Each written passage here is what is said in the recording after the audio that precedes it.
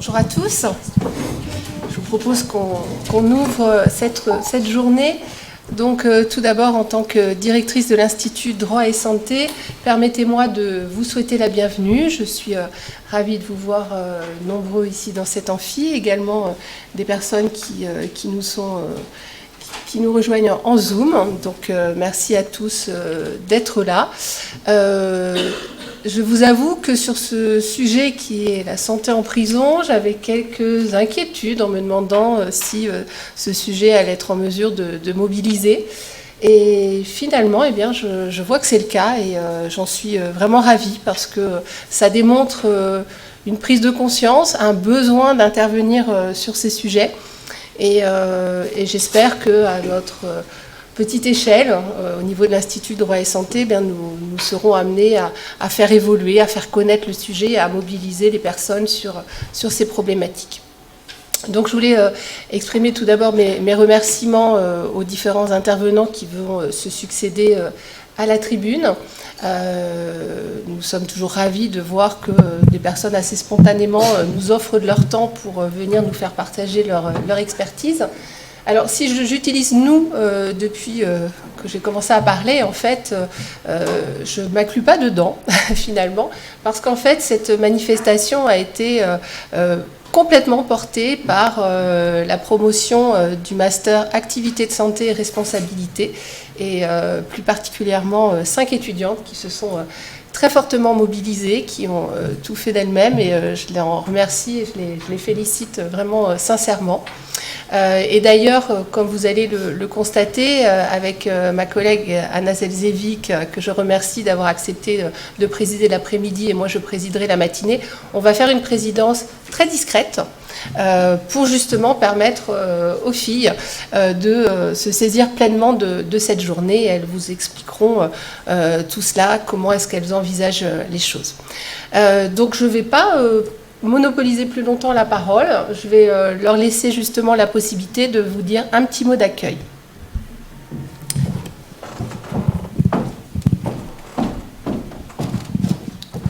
Il faut que vous... Non, dans le champ. Je ne sais pas où je regarde. Ah oui, donc si je suis comme ça. Ok. Donc bonjour à toutes et à tous et bienvenue à ce colloque consacré à la santé en prison. Nous vous remercions d'être présents tant physiquement qu'à distance. Nous sommes vraiment ravis de vous accueillir afin d'échanger ensemble autour de ce sujet d'actualité et fondamental dans notre société. Nous aimerions tout d'abord remercier l'Institut Droit et Santé et sa directrice, Madame Morla Aïdara, pour son accueil. Un grand merci également à Charlotte pour l'organisation des modalités pratiques de cette journée. Nous aimerions également, évidemment, chaleureusement remercier tous nos intervenants qui ont répondu présents avec enthousiasme et intérêt pour ce thème consacré à la santé en milieu carcéral que nous aborderons aujourd'hui. À travers leurs interventions respectives, nous tenterons de répondre à la question suivante. L'accès aux soins des personnes détenues respecte-t-il leurs droits fondamentaux ? Nous vous précisons qu'afin d'élargir la discussion et pallier l'absence de table ronde, nous pourrons être amenés à poser 1 à 2 questions, des questions fil rouge communes à la fin de chaque intervention. De plus, nous invitons vivement les personnes à distance qui le souhaitent à intervenir, à poser des questions à la fin de chaque intervention.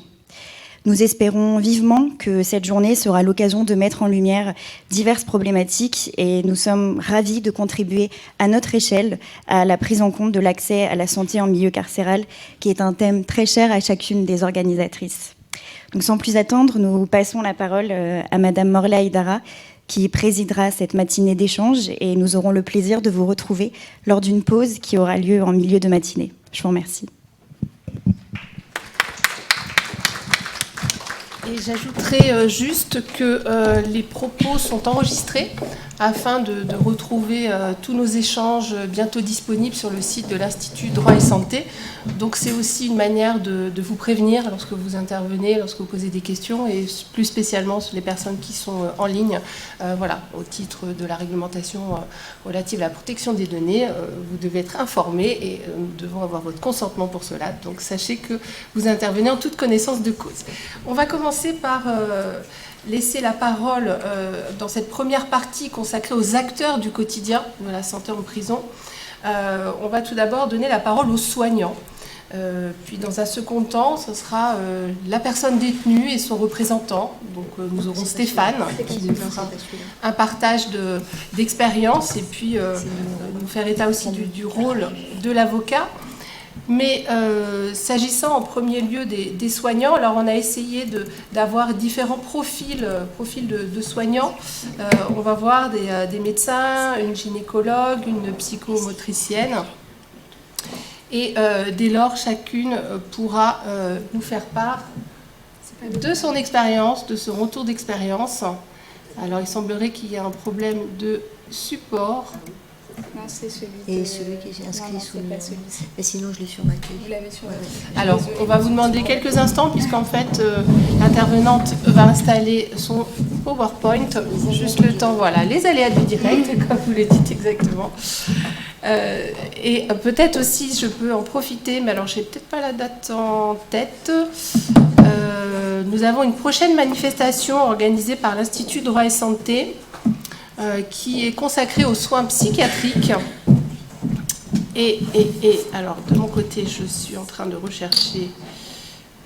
Je n'ai plus en tête, ça ne me vient plus, donc je vous en ferai part. Et aussi vous indiquer que n'hésitez pas à venir vous promener sur le site de l'Institut Droit et Santé pour découvrir toutes les manifestations que nous organisons. Et sur le site de l'Institut Droit et Santé, vous avez aussi la possibilité de vous abonner à notre veille juridique gratuitement, qui vous permettra tous les 15 jours d'avoir toute l'actualité jurisprudentielle, réglementaire, législative, mais aussi doctrinale, avec des petits résumés, donc c'est précieux. N'hésitez pas à profiter de ce travail d'épluchage de toutes les revues que nous réalisons pour vous.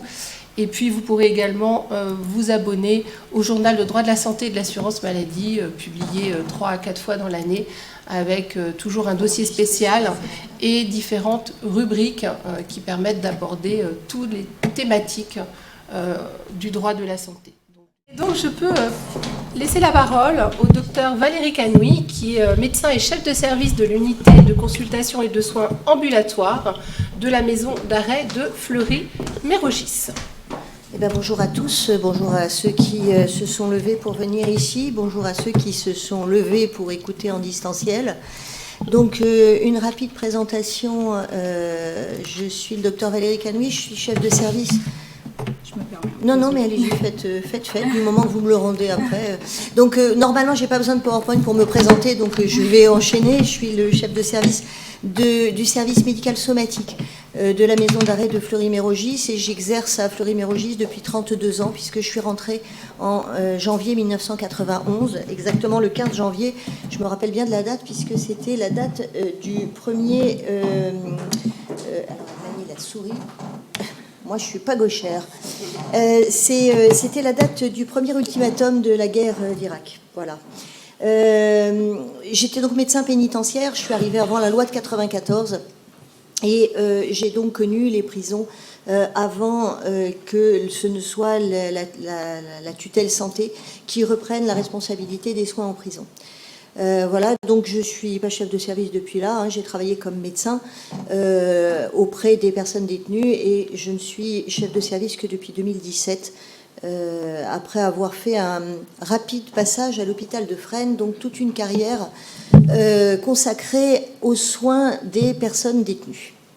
Voilà pour ce qui est... Voilà. Je suis par ailleurs la vice-présidente de l'Association des professionnels de santé exerçant en prison, qui est une association qui a été créée dans les suites immédiates de la loi du 18 janvier 1994, qui a notamment créé les unités de consultation et de soins ambulatoires, rebaptisées secondairement unités sanitaires en milieu pénitentiaire, à mon grand désespoir d'ailleurs, mais je vous en dirai 2 mots un peu plus tard. Cette association, qui est sur un modèle loi 1901, est née en 1997. Il faut savoir que la loi de 1994 n'a évidemment, comme à peu près toutes les lois, pas été appliquée immédiatement, puisqu'il a fallu que des décrets d'application soient promulgués, et qu'ils ne sont sortis qu'ils n'ont été publiés qu'en octobre 1995. Et donc après, il a fallu que les hôpitaux s'organisent. Tout ça a été des tractations, notamment financières, puisque les hôpitaux qui ont été candidats pour reprendre la gestion de la santé dans les prisons ont bien évidemment été aidés et subventionnés pour cela. Cette association loi 1901, donc association des professionnels de santé exerçant en prison, elle est ouverte à tout professionnel de santé exerçant en prison, comme son nom l'indique, c'est-à-dire qu'elle n'est pas réservée à des professionnels médicaux. Nous avons dans l'association, comme membres de l'association, des pharmaciens, des kinés, des cadres de santé, des infirmiers, des secrétaires, et évidemment des médecins. Plus de médecins somaticiens que de médecins psychiatres, puisque au départ, cette association a été créée par des médecins somaticiens.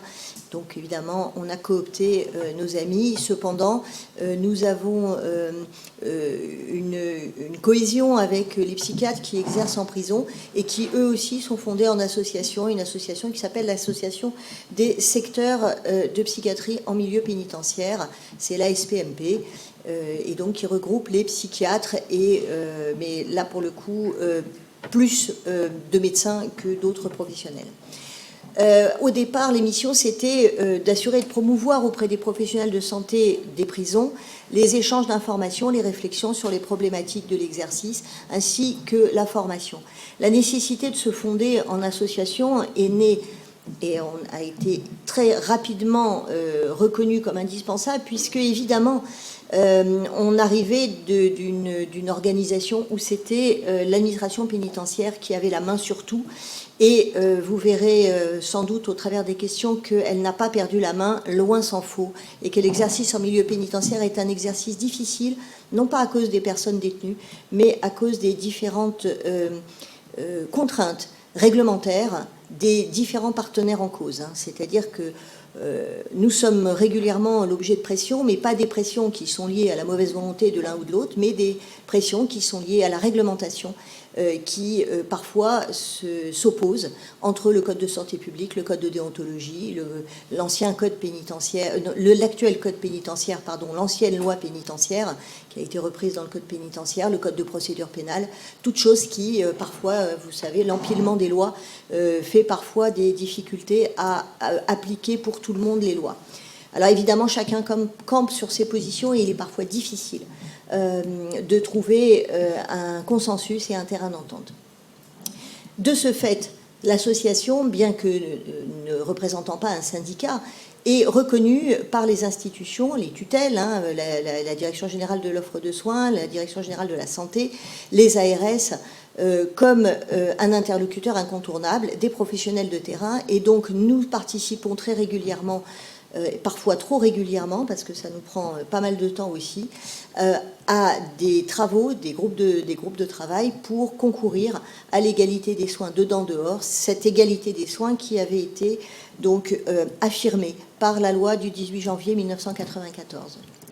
Alors, voyons voir. Voilà, qu'est-ce que la prison en France ? Alors, j'ai demandé aux organisatrices qui m'ont divulgué les origines globales des auditeurs. Donc, je sais qu'il y a dans cette salle notamment des étudiants qui sont à la fois en médecine et à la fois en droit, peut-être des avocats, je ne sais pas, et a priori pas de magistrats.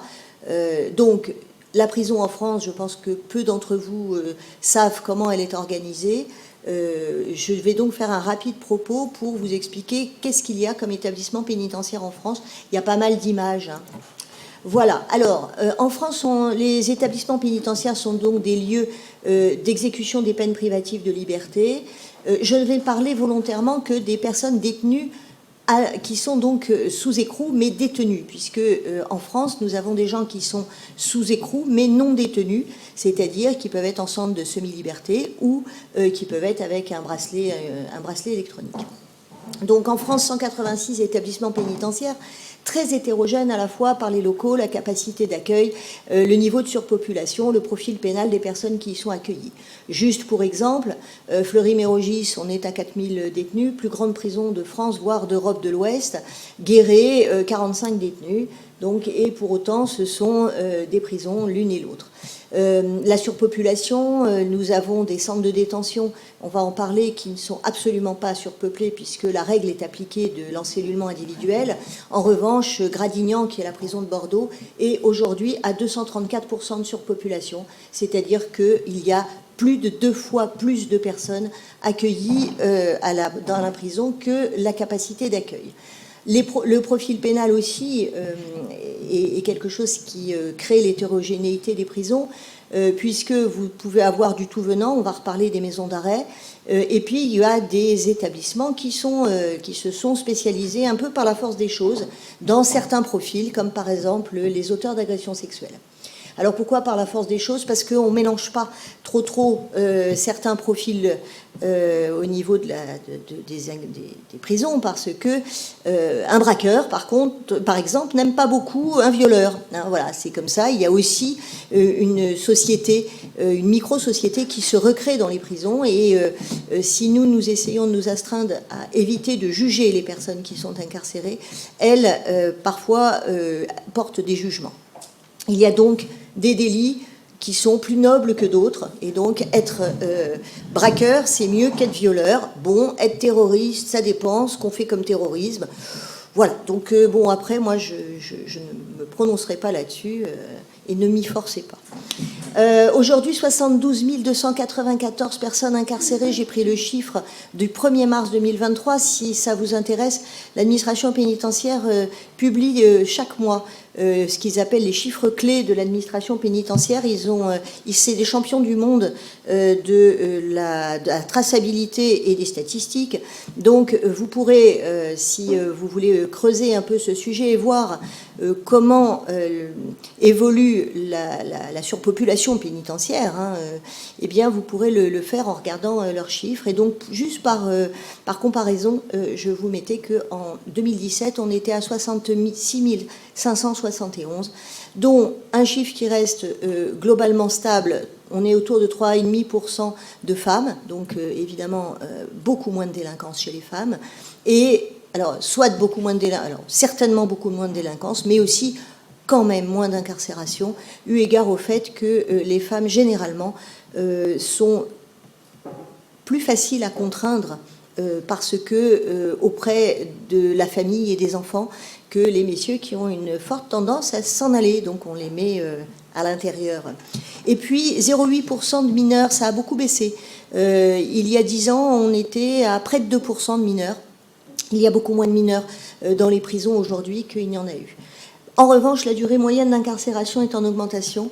Quand j'ai commencé à travailler à Fleury-Mérogis, on était autour de 5 mois. Et aujourd'hui, on est à 11 mois. Alors, les maisons d'arrêt, je ne sais pas, j'ai l'impression, tout le monde m'entend bien, c'est juste pour l'enregistrement, mais comme ça, vous me faites un retour. Donc, les maisons d'arrêt, je vous ai fait une magnifique photo d'un Fleury-Mérogis rénové.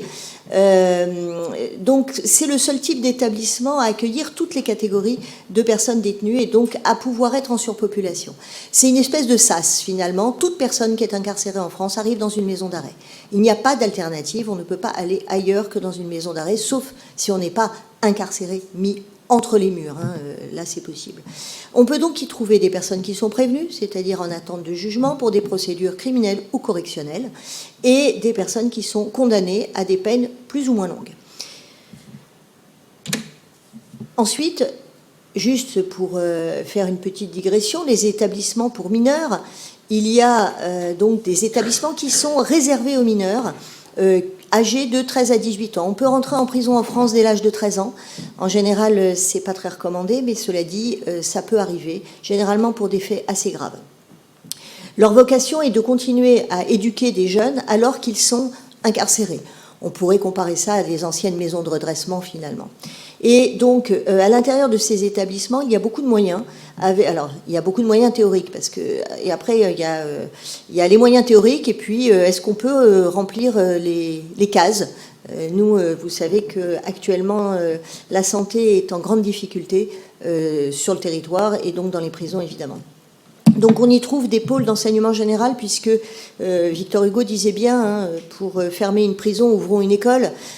Donc on est en train d'essayer de suivre cette trace, puisque très très souvent les jeunes qui sont incarcérés ont perdu le chemin de l'école depuis assez longtemps et ont abandonné toute forme de scolarité.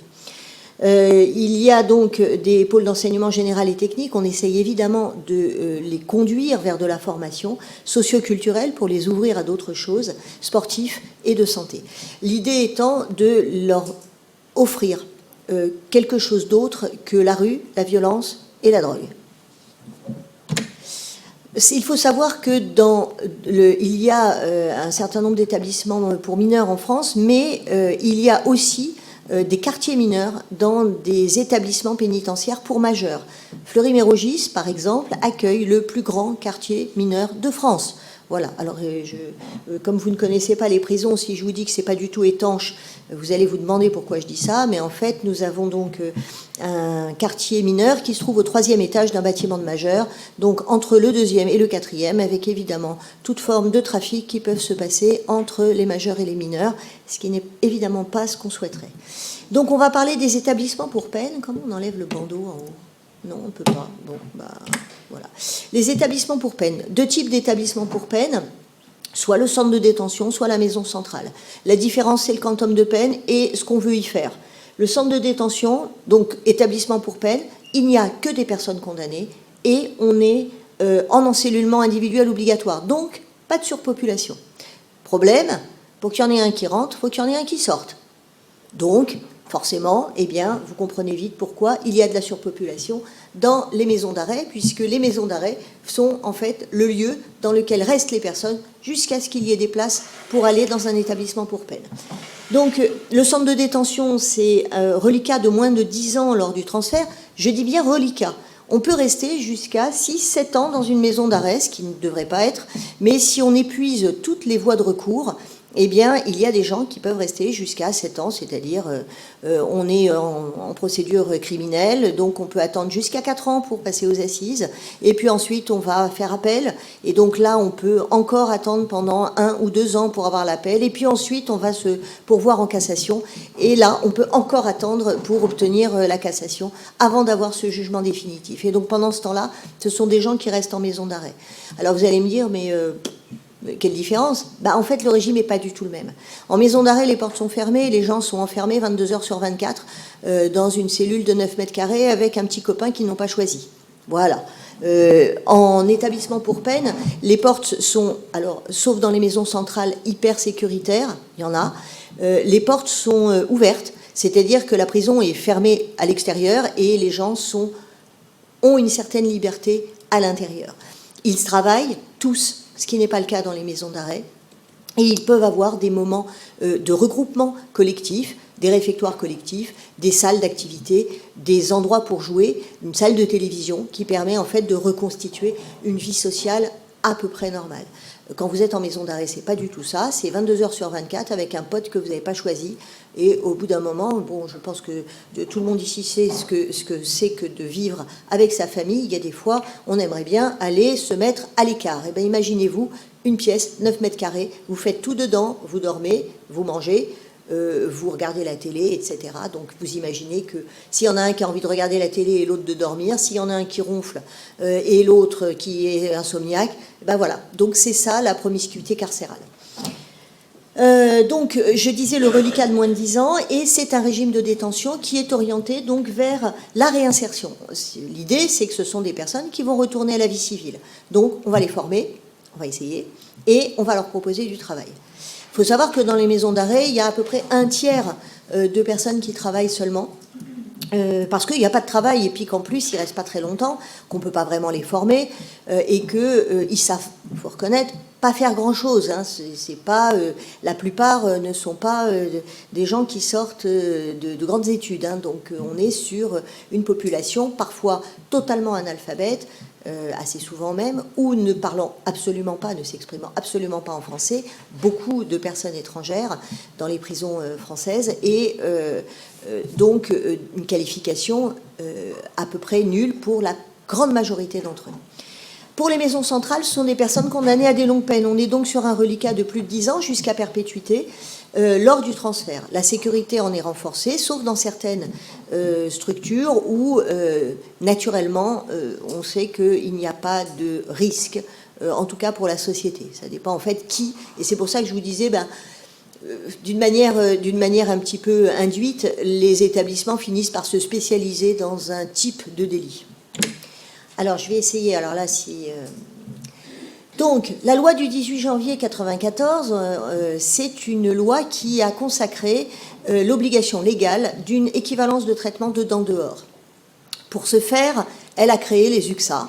Et, quelque chose d'extrêmement important aussi, elle a permis à ce que toutes les personnes incarcérées bénéficient d'une couverture sociale durant leur détention. Et ça, c'était très important parce que ça permettait déjà de les soigner.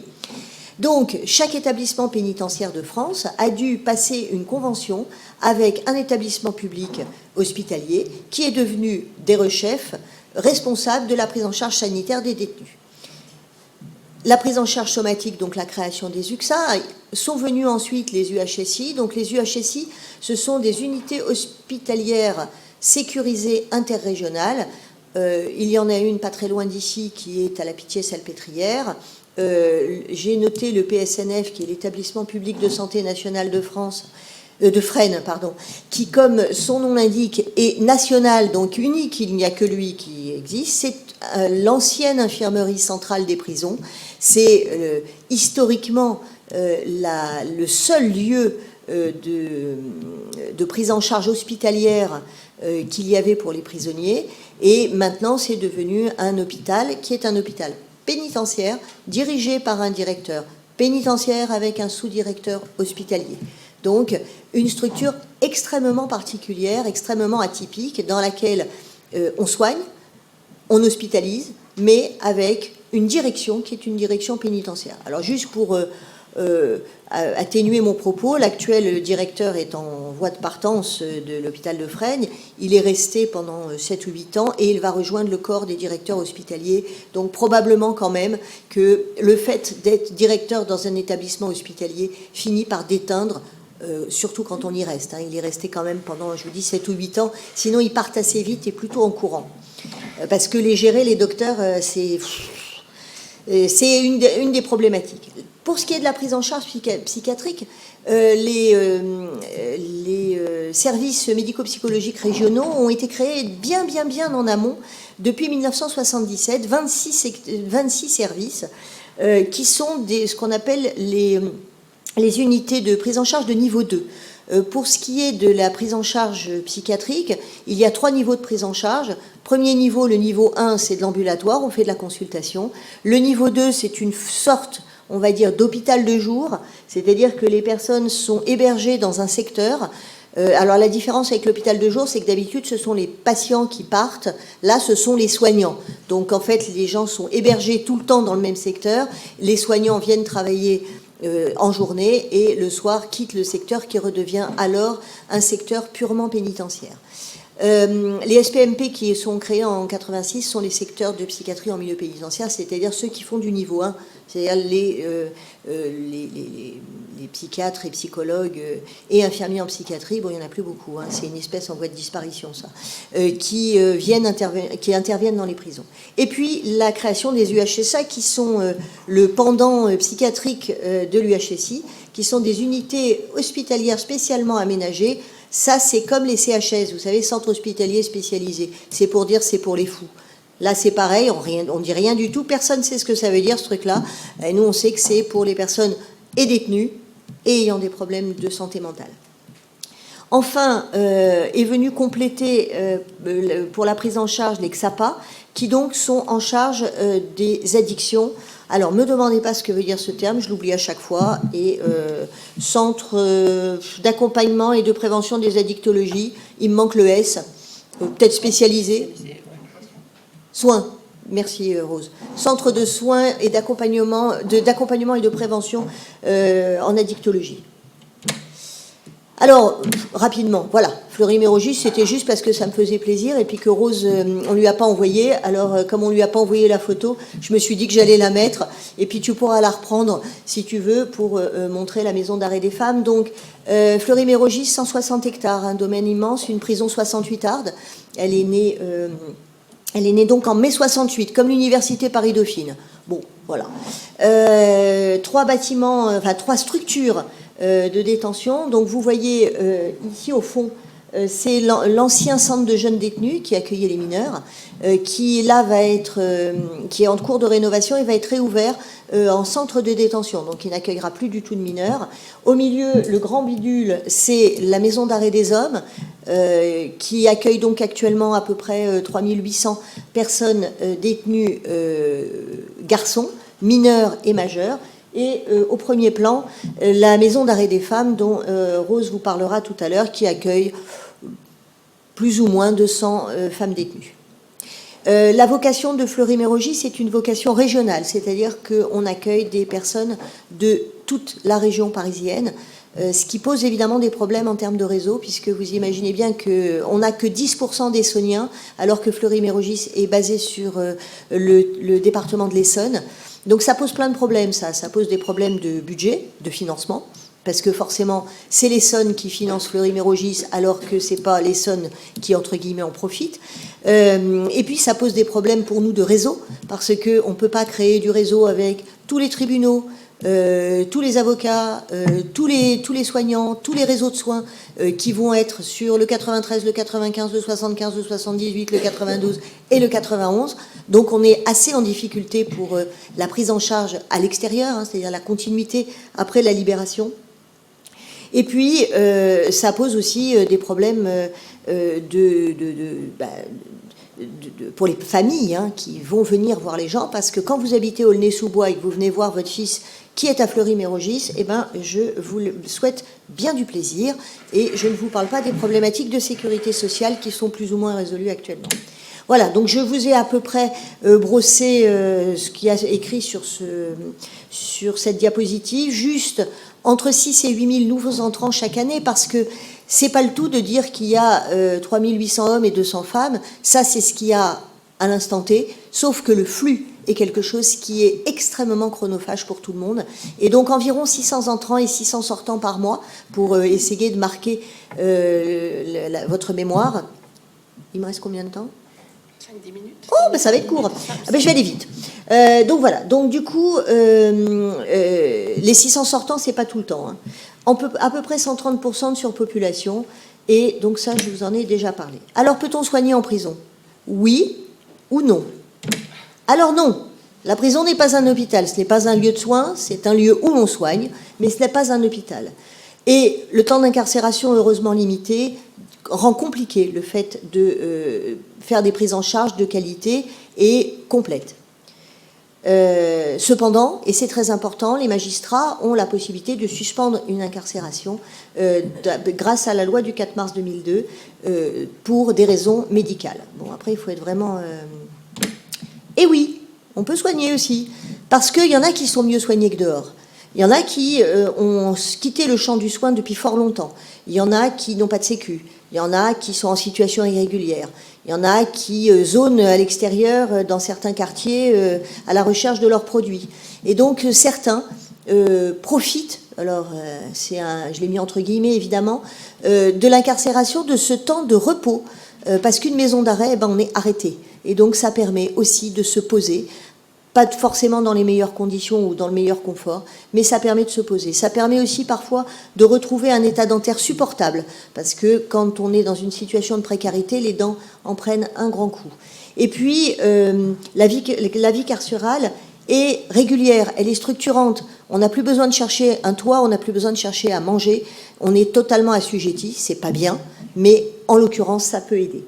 Et puis, l'accès aux soins est facilité puisqu'on est là, et donc c'est plus facile. Même si on n'est pas toujours là, c'est plus facile et c'est gratuit. Alors, on va voir rapidement le parcours d'une personne détenue à l'entrée, à la sortie. Qu'est-ce qu'on fait, nous, à l'arrivée ? Notamment, on va faire beaucoup de dépistage. La tuberculose, les pathologies virales, tout est proposé. On n'impose rien. Il n'y a pas de soins imposés en prison. Le fondamental du soin, qui est le consentement, est respecté, en tout cas par les soignants. En prison, j'ai bien dit en tout cas par les soignants. On va faire une évaluation de l'état clinique et on va organiser la continuité des soins en fonction des besoins des personnes amenées de l'extérieur. Et puis, évidemment, les addictions, à peu près 30% de la population incarcérée. Pendant la détention, eh ben, oui, on soigne ce qu'il y a à soigner. Les gens nous sollicitent par courrier ou parce qu'il y a une urgence ou ce sont les surveillants qui viennent nous demander. En général, ils arrivent quand même à se manifester. Des troubles somatiques, on a déjà parlé des addictions, des maladies virales, l'hépatite C par exemple, des problèmes cutanés parce que la peau est le reflet de ce qui se passe dans la tête, et puis la petite traumatologie parce qu'on a quand même des gens qui sont des preneurs de risques, qui ont des vies un peu plus agitées que les nôtres et qui se font souvent mal. Et aussi parce que faire du sport comme un bourrin, eh ben, ça permet de se vider la tête. Voilà. Et puis psychiquement, les anxiétés, les dépressions, les troubles du comportement, les psychopathies, les grèves de la faim, les automutilations et les tentatives de suicide sont le quotidien de la prise en charge des personnes détenues. Avant la sortie, c'est extrêmement compliqué puisque, en tout cas en maison d'arrêt, on n'est pas averti qu'ils sortent. Alors c'est bien compliqué de leur organiser quelque chose puisque on ne sait. En général, on nous dit il est sorti. Super. Alors, les relations des soignants avec les familles et les différents partenaires. Alors, avec les familles, elles sont beaucoup moins présentes qu'à l'hôpital, puisque, par définition, on ne les voit pas, et que, même pire que ça, on ne devrait pas entrer en contact avec elles. Sauf, évidemment, pour les mineurs, puisque là, pour les mineurs, nous avons l'obligation du consentement de l'autorité des représentants légaux. C'est extrêmement difficile à mettre en place en pratique, mais bon, on essaye de le faire, et en tout cas de tout faire pour obtenir ce consentement. Parfois, on a besoin à l'entrée d'avoir des informations parce que, vous savez, on a des patients très gentils quand ils nous disent oui, je prends un traitement. Alors, je prends des petites pilules roses ou bleues et puis c'est ma femme qui s'en occupe, alors je ne sais pas très bien.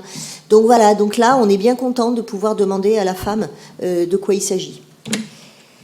Toujours avec l'accord du patient, y compris avec les acteurs sanitaires, il n'est pas question de récupérer même un compte-rendu si le patient ne nous y a pas autorisé. Parce que quand on va demander un compte-rendu, forcément, on va se présenter, dire où on travaille, et donc, forcément, informer notre correspondant que la personne est incarcérée. Nous avons quand même un certain nombre de patients qui ne souhaitent pas précisément que leur médecin traitant sache qu'ils sont en prison. Voilà. Donc je vous ai mis là toutes les personnes avec qui on peut se mettre en lien, mais à condition que le patient ait donné son accord. Avec le système judiciaire, alors là c'est là que ça devient extrêmement compliqué puisque nous sommes tenus au secret médical. Le code de procédure pénale consacre 15 000 euros d'amende et 1 an de prison pour toute personne qui viole le secret médical. 4 minutes. Bon. Il existe quelques dérogations obligatoires et dérogations facultatives dont je pourrais reparler si vous me posez des questions sur ces sujets-là, qui nous permettent, mais elles sont les dérogations facultatives, c'est le médecin qui décide si effectivement il déroge au secret et de préférence avec l'accord de son patient. Donc c'est parfois compliqué. Et puis il y a des possibilités qui sont tout à fait réglementaires et légales de faire des saisies de dossiers ou des copies de dossiers sur demande du patient, c'est la loi du 432, ou par une personne mandatée par le patient. L'administration pénitentiaire, c'est là où on est en difficulté. Oui, il faut qu'on communique avec eux, on n'a pas le choix. Si là, pendant le Covid, il a bien fallu qu'on informe les gens qu'il fallait isoler les personnes, donc c'était pas un vrai secret. Et parfois, il y a des choses qui sont terribles en prison. J'ai noté les sévices, les viols. Ce sont des choses qui sont extrêmement compliquées. La prévention du suicide, comment ne pas dire à l'administration pénitentiaire que quelqu'un nous a dit qu'il voulait mourir et qu'il allait mettre fin à ses jours dans l'heure ou dans les 2 heures. Les grèves de la faim ou de la soif, on est bien obligé de partager. C'est pas nous qui distribuons les repas, donc on ne peut pas le savoir. Et donc c'est dans ce contexte qu'on organise des réunions de suivi, non pas pour parler des patients, mais pour parler des articulations de soins. Alors ça, on passe. Voilà, bon, ça c'était juste pour vous dire, oui, le secret médical est respecté en prison autant que possible. On est mais c'est quand même un peu toutes les structures partagées, comme dans les établissements scolaires.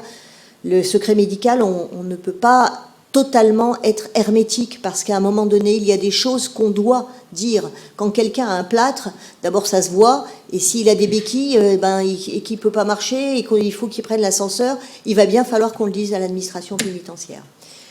Voilà, Juste une phrase intéressante et importante, pas de soins sans confidence, de confiance sans confiance, de confiance sans secret.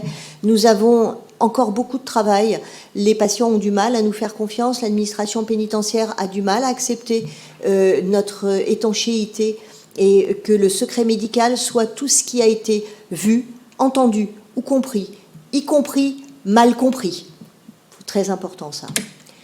Voilà, donc en pratique, je ne vais pas m'éterniser. Voilà, conclusion. Les principes du soin aux patients détenus. Donc le patient détenu, c'est la privation de liberté d'aller et venir, et c'est tout.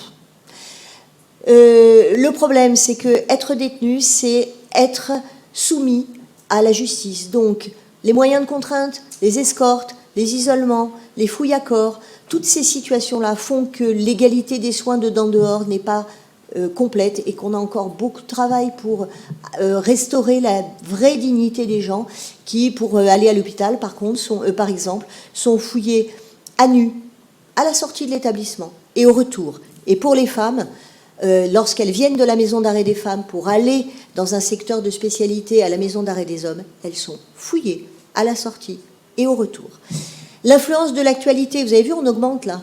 Alors, ce n'est pas un hasard si on augmente le nombre d'incarcérations. C'est juste que politiquement, eh bien, on est en train de faire un tour de vis sécuritaire et ça ne va pas s'améliorer avec les JO de 2024 puisque nous sommes, j'ai entendu parler d'un Paris propre. Donc, Paris propre, ça veut dire remplissez les prisons. La coexistence de deux institutions dont les missions sont distinctes avec des logiques différentes qui s'affrontent fréquemment et donc la mise en place très vite d'un guide méthodologique qui est une circulaire interministérielle qui a pour objectif d'harmoniser en haut lieu de s'engueuler sur le terrain. Je sais, j'ai fini, je la sens, elle est le plus important quand on travaille, c'est de maintenir les fondamentaux du soin, de la protection de la santé, c'est-à-dire la confidentialité, c'est-à-dire l'indépendance professionnelle, parce qu'elle est la garantie du bon soin et non pas la garantie de protéger les médecins. L'indépendance professionnelle, c'est ce qui est le plus mis à mal dans les secteurs pénitentiaires, et pas de soins sous contrainte. Jamais d'autocensure, on a une obligation de moyens en France. Si on pense qu'il faut des soins, eh ben, il faut les dispenser. On ne se demande pas s'il y a l'escorte, il y a le chauffeur, si c'est possible, si le délit le permet. Si quelqu'un a besoin de soins, nous médecins, on doit envoyer les gens se faire soigner. Et surtout toujours se demander, si j'étais dehors, comment j'agirais pour ce patient. Voilà, bon, on est très très inquiet, hein, je vous le dis à l'oral, je vais enlever la diapositive.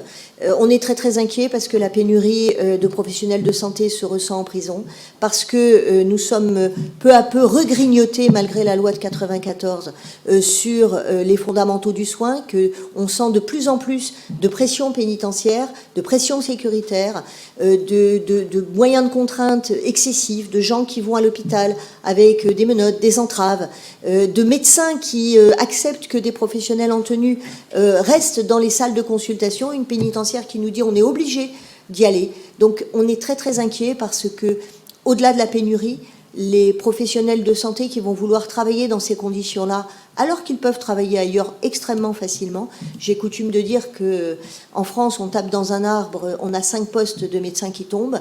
Donc forcément, pourquoi aller se faire du mal dans un endroit où on est obligé de lutter quotidiennement et tout le temps pour finalement exercer notre métier selon les règles de déontologie et du Code de santé publique. Je vous remercie.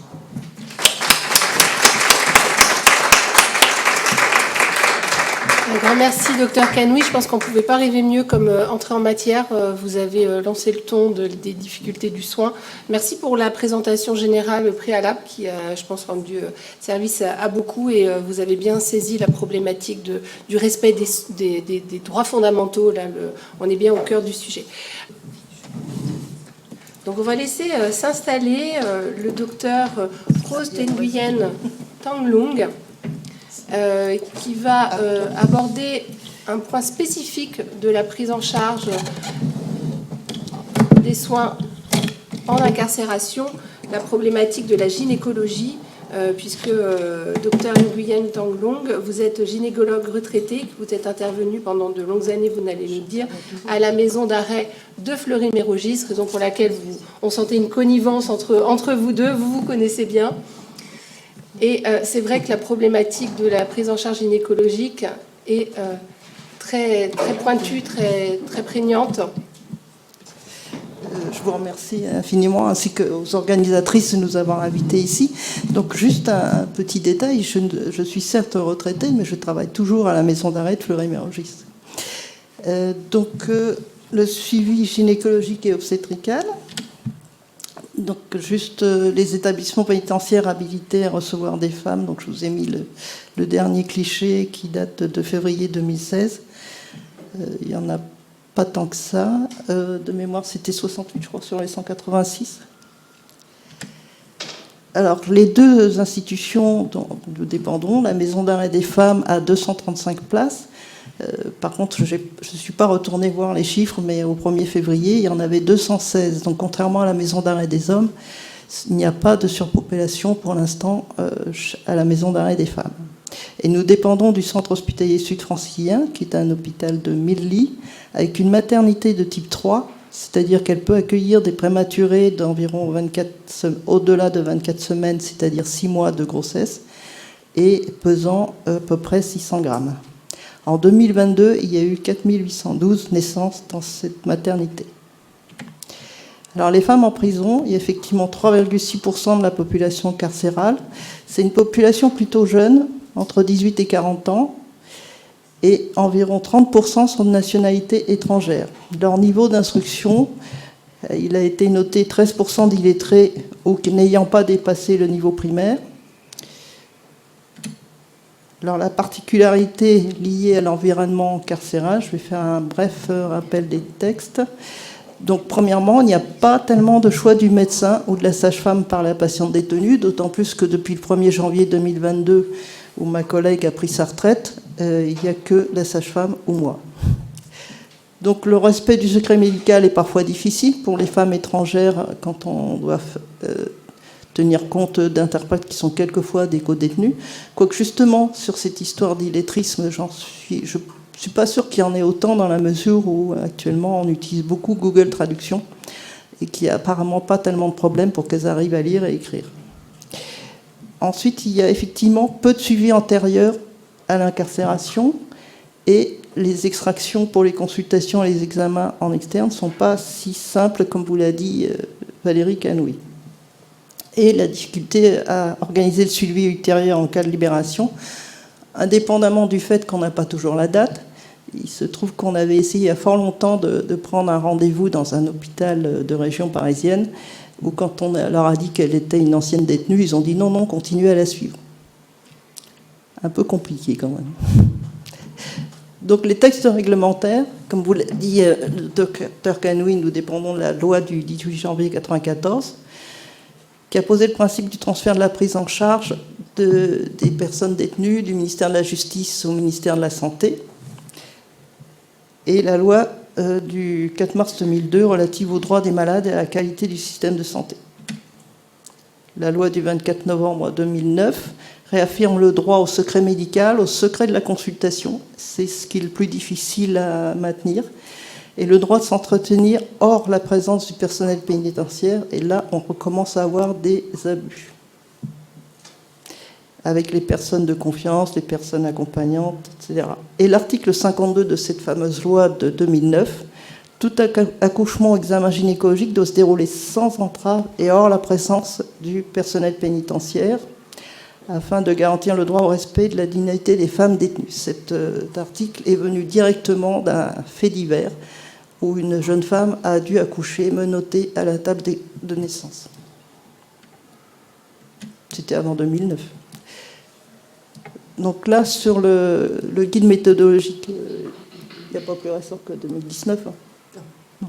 C'est en cours de réactualisation, qui rappelle le respect des règles déontologiques, donc que la réalisation d'un acte de soins doit se dérouler hors de la présence de tout personnel pénitentiaire. Effectivement, quand il y a des problèmes de sécurité, on peut toujours demander, mais on n'est pas absolument forcé d'avoir la personne dans la pièce. Ensuite, au point de vue, depuis 2017, en ce qui concerne les femmes enceintes de plus de 12 semaines, les magistrats peuvent s'efforcer de trouver d'autres moyens de garder cette détenue, soit de différer cette mise à exécution, soit que la peine s'exécute en milieu ouvert. On n'en a pas encore vu totalement les effets. En ce qui concerne l'environnement carcéral, le secret professionnel, il y a celui des médecins, dont on a beaucoup discuté déjà, et il y a aussi le secret pénal, si je puis dire. Donc, à mon avis, la connaissance du dossier pénal n'est pas nécessaire pour les soins somatiques, sauf s'il faut préparer la sortie et essayer de trouver des rendez-vous à l'extérieur. Donc, comment se passe une consultation arrivante ? Toutes les arrivantes sont reçues par une infirmière qui recueille tous les antécédents, reprend les constantes, taille, poids, pression artérielle, propose des dépistages, comme on vous l'a dit, ils peuvent tout à fait refuser les dépistages, que ce soit les prises de sang, les VIH, les hépatites virales, la syphilis. Pour les femmes, les bêta-HCG, prélevés à peu près 10 jours après son arrivée, et la radiographie du thorax. Pourquoi 10 jours après ? Parce qu'une fois, on s'est retrouvé qu'une dame qui s'est révélée enceinte, mais elle avait eu son rapport la veille. Évidemment, le lendemain, les bêta-HCG étaient négatifs. Alors ensuite, elle voit la médecin généraliste qui fait un bilan somatique, une évaluation psychologique, qui ensuite l'adresse, si besoin, et toujours avec l'accord de la patiente, soit l'addictologue, l'endocrinologue, le gastro-entérologue, la sage-femme ou moi, l'infectiologue, l'orthopédiste, le psychiatre ou les psychologues. En ce qui concerne le suivi gynécologique, comment elles arrivent en consultation ? Si on a des bêta-HCG positifs, c'est un diagnostic de grossesse, bien sûr, et elle consulte la sage-femme. Il se trouve que la sage-femme qui intervient à la prison a 50% de son temps à la planification familiale. Donc, elle s'occupe des IVG. Ce qui permet d'orienter la patiente soit vers un suivi de grossesse normal, soit vers une IVG. Les patientes peuvent aussi arriver par l'orientation des infirmières ou des médecins généralistes ou écrivent directement. Sur une statistique récente, il y a à peu près la moitié des détenus qui auront une consultation de gynécologie. Donc, je vous ai donné les statistiques de 2016 à 2020. En 2020, avec le Covid, les consultations de la sage-femme ont évidemment chuté, puisqu'elle a été obligée de travailler sur l'hôpital avec toutes les patientes Covid positives. Donc FCV, c'est les frottis cervico-vaginaux, donc le dépistage du cancer du col de l'utérus. Les colposcopies, c'est pour aller un peu plus loin quand le frottis est anormal. Les échographies sont toutes des échographies obstétricales. Et en 2020, on a eu 16 mammographies. Je crois qu'on n'a pas les chiffres pour les années précédentes. Alors, le problème de la mammographie, c'est qu'elles vont avec des menottes à l'hôpital et que certaines refusent à cause de ça. Je parle des mammographies de dépistage, je ne parle pas des mammographies sur signe. En général, là, elles ne refusent pas. Et sur 2021 et 2022, je n'ai pas eu les statistiques, mais comme vous le savez peut-être, l'hôpital de Corbeil a eu une cyberattaque au mois d'août. En ce qui concerne le suivi obstétrical, donc statistiquement, environ 50 enfants naissent de mères détenues. Elles peuvent rester légalement auprès de leur mère jusqu'à 18 mois, parfois 24. Certaines détenues condamnées pour plus longtemps choisissent de confier leur enfant à leur famille. Donc la nurserie comprend 13 cellules réservées aux femmes enceintes, 13 aux couples mère-enfant. Quant au personnel, il y a une administration, des surveillantes qui sont toutes volontaires. Et l'unité sanitaire, donc, en ce qui concerne la gynéco, il y a une gynécologue, une sage-femme et une psychologue qui dépend du service de néonatologie, ce qui est très aidant pour ces patientes. En ce qui concerne les enfants des femmes détenues, elles ne dépendent pas de l'unité sanitaire, puisqu'ils ne sont pas eux-mêmes détenus. Donc, dans la prison de Fleury-Mérogis, c'est l'équipe de la PMI, donc, qui dépend du conseil départemental 91, et SOS médecins en dehors des heures d'ouverture. Ça n'a pas changé.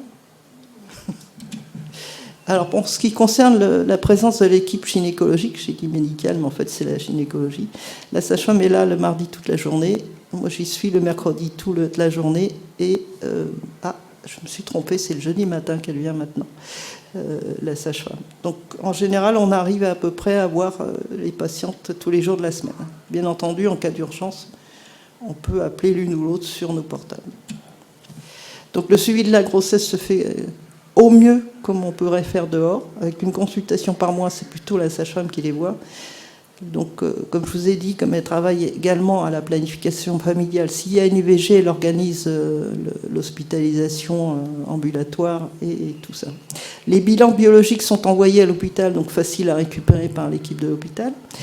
On pratique les vaccinations contre l'hépatite B, donc on peut très bien le faire en dehors de la grossesse, c'est-à-dire en suite de couche, mais étant donné que dans ce milieu, il peut y avoir des patientes porteuses d'hépatite B chronique, même si elles ne sont pas enceintes, je préfère leur proposer pendant la grossesse. Et actuellement, il y a une nouvelle recommandation de la HAS sur la vaccination contre la coqueluche à toutes les grossesses, pour préserver les enfants, puisqu'il y a eu des nouveau-nés entre 0 et 2 mois qui sont morts de coqueluche. Et il n'existe pas de vaccin anti-coqueluche toute seule, donc c'est un diphtérie, tétanos, polio et coqueluche. Les consultations d'anesthésie et d'autres spécialistes sont faites à l'hôpital. Pour le suivi de la grossesse, on a réussi à obtenir un échographe grâce à une subvention de la région Île-de-France, et ça permet quand même de mieux programmer les examens pour l'obstétrique. Si ça devient un peu plus compliqué ou spécialisé, il existe une consultation de diagnostic anténatal au centre hospitalier sud-francilien. Et donc, on les envoie là-bas. En ce qui concerne les statistiques, comme je vous disais, on ne voit pas encore tout à fait l'impact de la loi de 2017, quoique, si vous regardez bien, en 2003, il y en avait plus de 40, et en 2019-2022, on est autour de 20. Donc peut-être qu'il y a quand même un léger impact. Donc en moyenne, il y avait 36 patientes incarcérées, une dizaine qui accouchent. Bien sûr, les autres sont transférés ou libérés avant l'accouchement. Bien sûr, aussi, on a eu des IVG, des fausses couches, et quand même 6 refus de suivi. Bon, bien sûr, ils ont été libérés avant l'accouchement, sinon on s'en serait aperçu. Donc dans les perspectives, on a un projet santé sexuelle. Donc la promotion de la santé sexuelle par l'information, il y a 2 partenaires qui interviennent aussi à Fleury-Mérogis, donc le conseil départemental 91. Donc actuellement, je crois que le bus ne vient plus, mais le personnel vient et leur donne des informations sur les différentes préventions, etc. Et le mouvement du planning français du planning familial vient informer les jeunes détenus. Donc la prévention de vaccination VHP, c'est déjà fait. En ce qui concerne la vaccination contre le papillomavirus, il est en cours. On a reçu une subvention de l'ARS DD 91.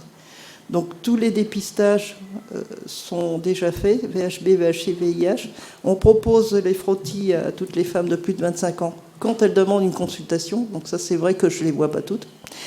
Et on devrait proposer le chlamydia gonocoque à toutes les jeunes femmes de moins de 25 ans. Mais ça, ce n'est pas encore totalement acquis. Donc, dans le cadre de ce fameuse subvention, donc on a eu la chance d'avoir une stagiaire qui est sociologue de l'École normale supérieure, qui aura animé avec un médecin généraliste des ateliers autour de la santé sexuelle en pleine période Covid. Et ensuite, elles ont proposé des entretiens individuels aux volontaires sur leurs connaissances sur la santé sexuelle, que ce soit les menstruations, les infections sexuellement transmissibles, la contraception, les grossesses, dépistage des cancers, les violences sexuelles. Et les résultats sur la contraception ont été présentés au congrès des UXA de septembre 2021 et la 15e journée des réseaux en santé périnatale du 18 novembre 2021. Alors, si ça vous intéresse, normalement, le replay de la 15e journée des réseaux de santé périnatale ne devait durer que 3 mois, mais en fait, il existe toujours. Donc, s'il y en a qui sont intéressés, je peux vous donner le lien ultérieurement ou le laisser aux organisatrices.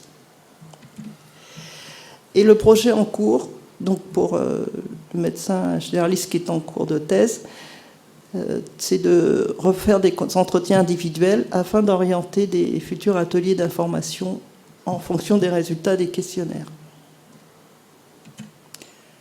Je vous remercie de votre attention.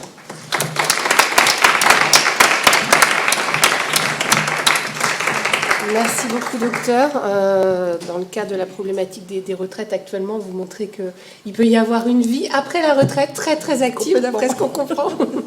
Et merci d'avoir terminé sur quelque chose de scientifique. Ça parle évidemment dans un établissement universitaire comme le nôtre. On serait ravis d'avoir les réponses et les conclusions de ces études. Ce que je vous propose, c'est qu'on garde le temps des questions à la fin des interventions médicales. Donc je propose au docteur Jory. Madame Jory, comme vous voulez, sinon c'est moi qui peux me déplacer. Non, vous êtes bien là. Par contre, je récupérerai ma clé. Très bien. Alors je précise que Madame Ninon Jory a gentiment remplacé au pied levé Mélissandre Lecor. Donc je ne suis pas spécialement au fait de vos fonctions, donc je vais vous laisser vous présenter. Voilà, ça sera plus juste. Je vais éviter de faire des erreurs. Vous êtes dans le même champ de compétences? Oui, d'accord. Du coup, pareil, j'ai pas forcément besoin de PowerPoint pour me présenter. Peut-être vous avancez un petit peu plus par rapport au micro, s'il vous plaît. Alors, je m'appelle Ninon Jory, je suis psychomotricienne depuis presque 2 ans au SMPR de la Maison d'arrêt de la santé à Paris. Donc, en effet, je ne suis pas Mélissandre Lecor et je ne travaille pas à l'UHSA, mais j'y ai fait mon stage de fin d'études, donc c'est aussi un endroit où j'ai eu l'occasion de comprendre comment s'articulait le soin psychiatrique en UHSA. Je vais vous en parler plus en détail. Alors, pour commencer, je voulais vous présenter l'organisation globale de la santé mentale en détention, selon mon scope à moi, soignante en SMPR. Donc, il y a les SMPR, dont ma collègue a déjà parlé au début, les services médico-psychologiques régionaux, qui sont l'équivalent des CMP, mais à l'intérieur de la détention. Les SMPR sont arrivés donc en 86, on a des dates qui diffèrent un tout petit peu, mais en gros le principe c'est qu'ils sont arrivés après la sectorisation du soin en psychiatrie. La sectorisation du soin en psychiatrie, elle a été pensée pour en gros rapprocher les soins psychiatriques de la cité et permettre aux personnes d'aller dans des centres de soins psychiatriques plus proches de leur habitat. Et donc pour l'habitat des détenus, il fallait en mettre forcément en détention directement. Je vous en parlerai plus en détail sur le fonctionnement du SMPR en soi dans la slide d'après.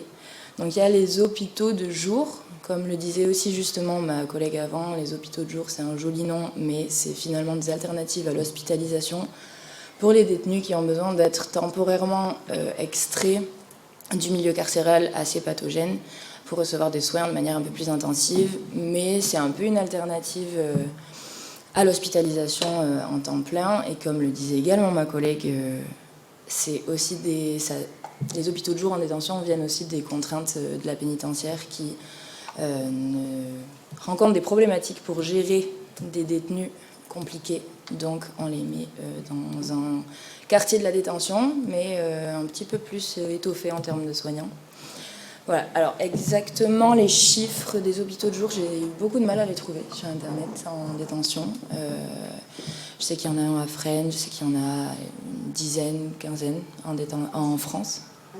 26 SMPR. Et les hôpitaux de jour, je me demande... Ok, mais je crois qu'on en discutera après. En termes de transfert et de déplacement dans le cadre de la santé mentale, il y a des hospitalisations, soit en UHSA, donc unité hospitalière spécialement aménagée, qui sont des secteurs de psychiatrie fermés dans des hôpitaux psychiatriques entourés d'une écorce de la pénitentiaire, mais à l'intérieur desquels il n'y a que des personnels soignants, idéalement. Théoriquement, le personnel pénitentiaire ne pénètre pas dans l'unité, mais le contrôle de l'extérieur. Donc voilà, soit en UHSA, c'est l'idéal. Par défaut, normalement, le détenu qui a besoin d'être extrait du système carcéral pour aller en hospitalisation va en UHSA, Malheureusement, la réalité, c'est qu'il n'y a pas forcément beaucoup de place. Par exemple, il y a un UHSA à Villejuif pour tous les centres de détention, pour tous les centres pénitentiaires divers et variés d'Île-de-France, avec 60 lits. On peut imaginer que, voilà, vous comprenez qu'en termes de ratio, ils n'ont pas forcément des places qui répondent à l'urgence psychiatrique d'une hospitalisation. Donc il y a la deuxième voie qui est hospitaliser le détenu sur son secteur. Des secteurs qui sont souvent beaucoup moins équipés pour recevoir des patients détenus en crise psychiatrique. Donc malheureusement, il y a souvent recours à l'isolement, voire à la contention. Donc ce ne sont pas souvent des conditions idéales d'hospitalisation par rapport à l'UHSA. Maintenant, le SMPR et le fonctionnement du SMPR à la santé. Encore une fois, je ne me permettrai pas de parler pour tous les SMPR. Je vous en ai déjà un peu parlé de sa naissance. Donc, ce sont des consultations en ambulatoire. Le patient sort de la cellule, arrive jusqu'à nous, fait sa consultation avec le professionnel concerné et repart à sa cellule. Les contraintes du milieu font que les trajets et les ouvertures de portes, les blocages, ça impacte beaucoup sur la temporalité de l'arrivée du patient et sur l'accès physique du patient au service de soins. Ça, on aura l'occasion d'en reparler. Le parcours type du patient pour arriver jusqu'à nous. Donc il y a un quartier des arrivants à la maison d'arrêt de la santé. Avant, et dans le meilleur des cas, les infirmières de notre service avaient une des missions. Là, on le fait, mais beaucoup moins. C'était d'aller directement dans le quartier des arrivants et de faire le tour des cellules pour présenter le service et mettre au courant les détenus qu'il y a un service de soins psychiatriques qui existe. Alors, il faut imaginer que, pas divulguer son nom, mais au quartier des arrivants, il y a une surpopulation excessive, c'est-à-dire que c'est un sas dans le sas, vraiment. Et donc, il faut imaginer les infirmières en blouse blanche qui arrivent et qui disent si vous avez des difficultés psychiatriques, il y a un service adapté.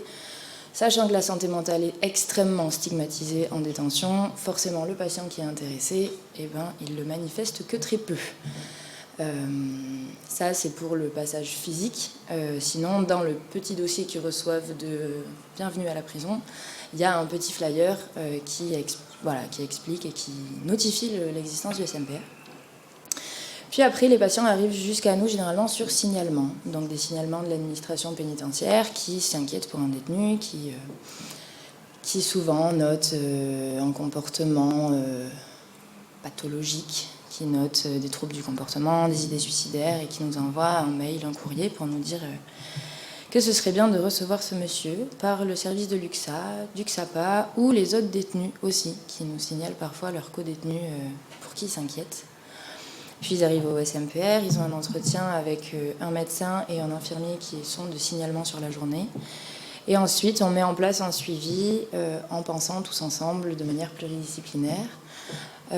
Car au SMPR, donc, il y a une psychomotricienne, 2 ergothérapeutes, plusieurs psychologues, plusieurs médecins.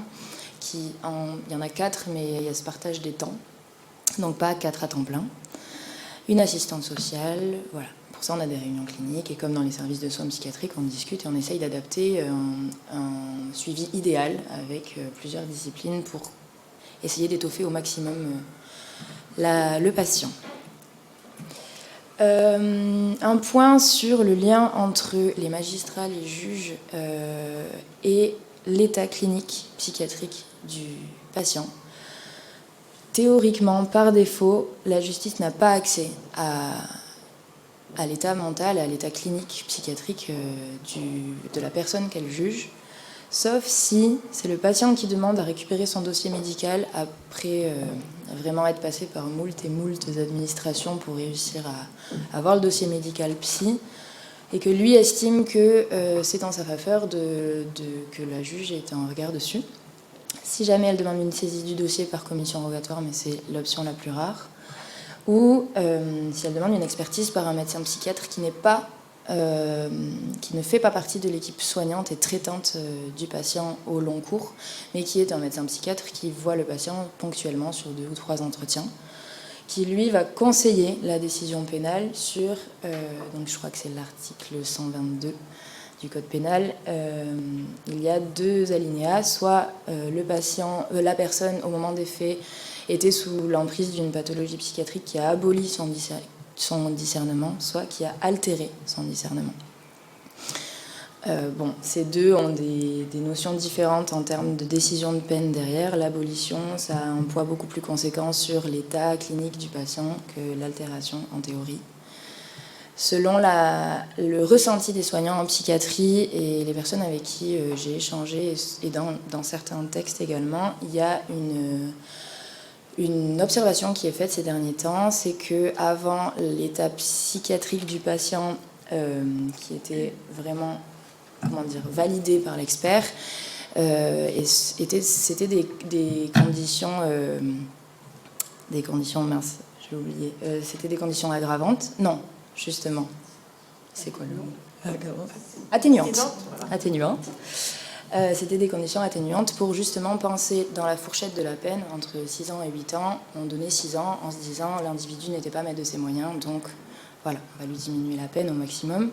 Maintenant, il y a vraiment une politique de sécurisation de la société et on imagine qu'un détenu qui est malade psychiatriquement est alors beaucoup plus imprévisible, donc on va l'enfermer le plus longtemps possible pour être le plus longtemps en sécurité à l'extérieur des murs.